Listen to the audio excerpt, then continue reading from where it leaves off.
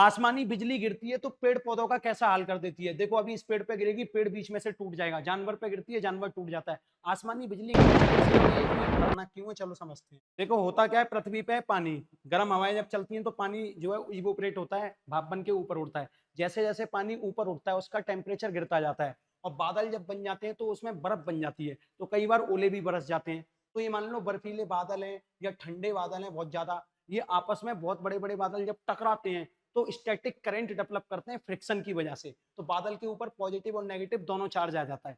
लेकिन आपको पता है बारिश आने से पहले या तूफान आने से पहले तेज हवाएं चलती हैं, तो वो तेज हवाएं क्या करती हैं, पृथ्वी के ऊपर जो पेड़ पौधे हैं, घास हैं, उनसे टकराती हैं। तो फ्रिक्शन की वजह से पृथ्वी पर चार्ज आ जाता है पॉजिटिव, जो कि सरफेस पर रहता है, और नेगेटिव चार्ज पृथ्वी के अंदर चला जाता है।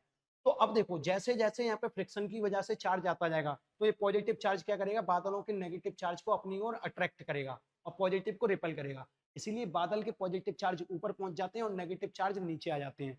क्योंकि फ्रिक्शन होता रहता है, टकराते रहते हैं बादल, तो वोल्टेज जो होता है वो बहुत ही हाई हो जाता है। 1 करोड़ से 10 करोड़ वोल्ट के आसपास जैसे ही पहुंचता है, तो जो हवा होती है ना, वो वैसे तो इंसुलेटर होती है, लेकिन हाई वोल्टेज पहुंचने के कारण हवा के अंदर इंसुलेशन खत्म हो जाता है और एक कंडक्टर की तरह काम करने लगती है।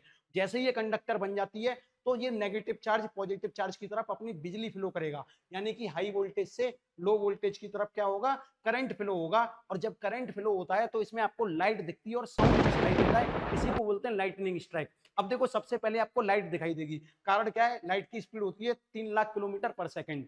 बाद में साउंड सुनाई देती है, साउंड की स्पीड होती है 330 मीटर पर सेकंड, इसीलिए ये बाद में सुनाई देती है। अब सवाल उठता है कि सर साउंड क्यों सुनाई देती है, लाइट भी तो दिख सकती थी, ये बिजली नीचे भी तो गिर सकती थी। देखो जब ये बिजली नीचे गिरती है तो इसमें करंट होता है 10,000 एम्पियर का, पेड़ पौधे पे गिरती है तो बीच में से फाड़ देती है, और इसका टेम्परेचर होता है 30,000 डिग्री सेल्सियस। अब बड़े ध्यान से सोचो, आप गर्म तेल में अगर गलती से पानी डालते हो, छन छन की आवाज आती है कि नहीं। इसी तरीके से जब इतनी गर्म बिजली ठंडे मौसम से या पानी की बूंदों से टकराते हुए गुजरेगी, तो कड़र कड़र की आवाज करेगी कि नहीं, इसीलिए बिजली कड़कती है। इतनी अच्छी इंफॉर्मेशन दी है, सभी के साथ शेयर करें, साइंटिफिक टेम्परामेंट बढ़ाएं, प्रैक्टिकली पढ़ना है तो फन इन पाठशाला ऐप पर आ जाए।